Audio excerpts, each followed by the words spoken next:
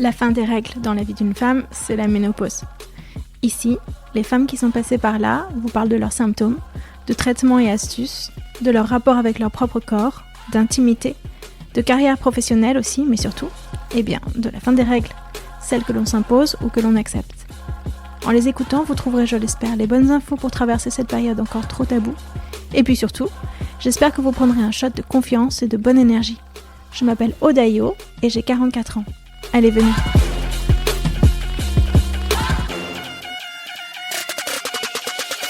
Quand on s'est retrouvés avec mon compagnon actuel, parce qu'on se connaissait bien avant, quand on s'est retrouvés et qu'on est sortis chacun d'une histoire assez longue, lui 26 ans, moi 15 ans avec la même personne, on s'est dit qu'on ne souhaitait pas avoir une relation exclusive, qu'on avait envie de s'intéresser au polyamour, on avait envie d'aller dans des clubs échangistes, on avait envie Et du coup, vous y êtes allés ensemble, c'est ça ? Ouais, bien sûr.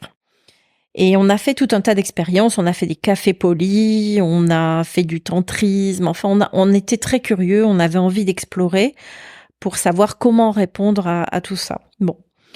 On a fait chacun nos expériences, c'était extrêmement fort, ça a mis beaucoup de désir dans notre couple parce que c'était des sujets dont on parlait beaucoup, on avait une sorte de contrat entre nous, notre couple est un couple socle, on cherche pas des histoires d'amour à l'extérieur, on cherche des rencontres qui soient pas forcément des rencontres d'un soir, mais qui soient pas non plus des rencontres dans lesquelles on va investir notre vie. Et donc tous les deux, on était au courant de qui on rencontrait et on mettait au courant les personnes qu'on rencontrait sur cet état des lieux, si tu veux. C'est-à-dire que, mardi soir, tu vois un gars, à 19h, tu envoies un texto à ton compagnon pour lui dire « Je suis là, je rentrerai vers 23h, je suis à telle adresse ». Non, jamais c'est pas de niveau-là. Pas du tout.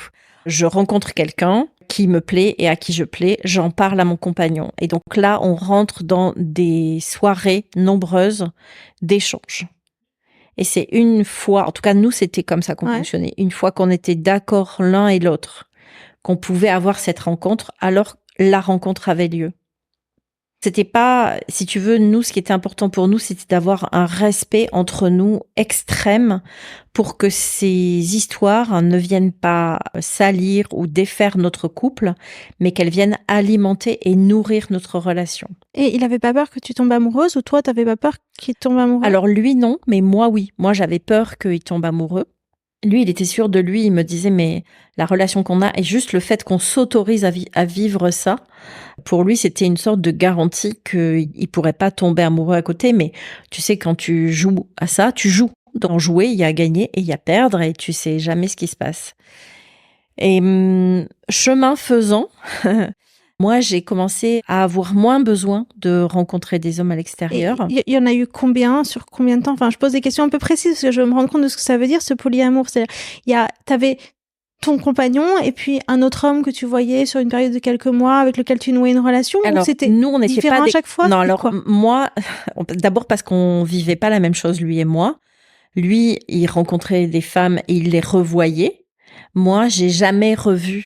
J'ai pas maintenu de relation parce que c'était pas forcément ce que je cherchais. Moi, j'avais envie de vivre des expériences sexuelles et pas forcément de rentrer dans une histoire. Là où lui, il aimait ce principe de relation et d'accompagnement, donc il le vivait autrement.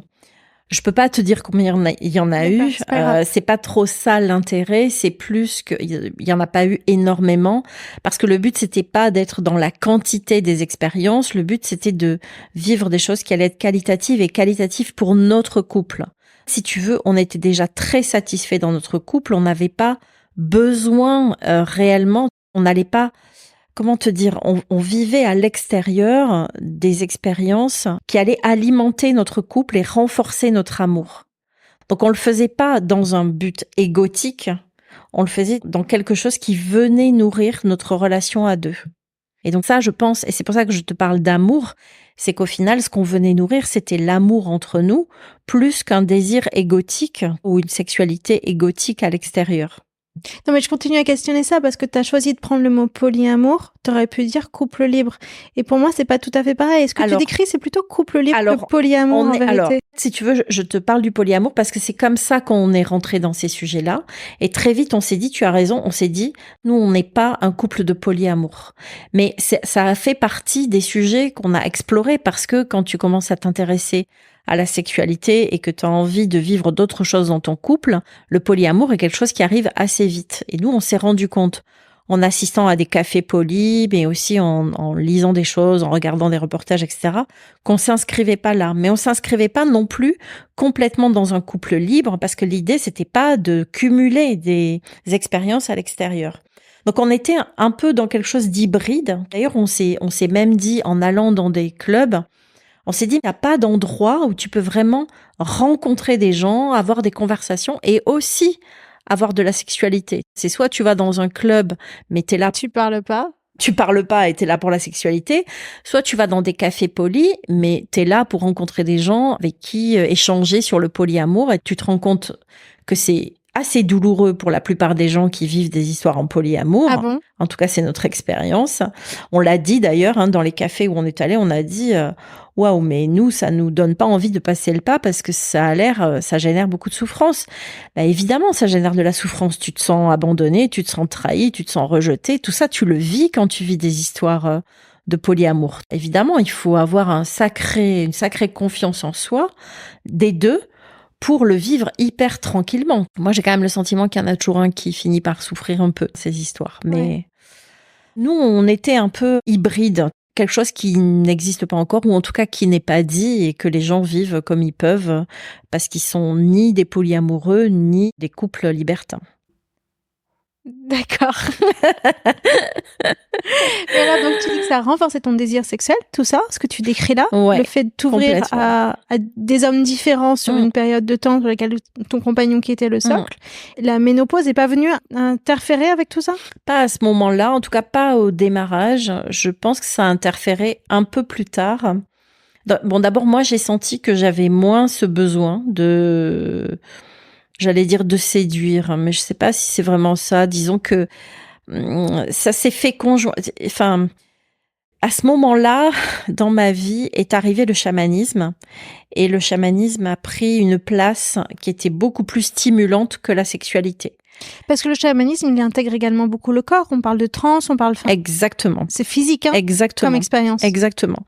À ce moment-là, si tu veux, moi, je commence à m'ouvrir Enfin, c'est pas que je commence à m'ouvrir à la spiritualité, parce que je pense que la pleine conscience, ça m'a déjà bien ouvert à tout ça. Mais c'est surtout que j'ai commencé à découvrir des mondes visibles et invisibles qui m'intéressaient énormément, qui me stimulaient énormément. Moi, j'ai besoin d'être assez stimulée dans ma curiosité. Et c'est venu prendre le pas sur les expériences sexuelles, parce que en vrai, bon, la sexualité, j'ai envie de dire, c'est un peu toujours la même chose. C'est pas ce que je veux dire, mais ce que je veux dire, c'est que j'ai eu l'impression de vivre suffisamment d'expériences pour me dire, j'ai fait le tour du sujet et finalement, là où je me sens le mieux, c'est avec mon compagnon et pas ailleurs.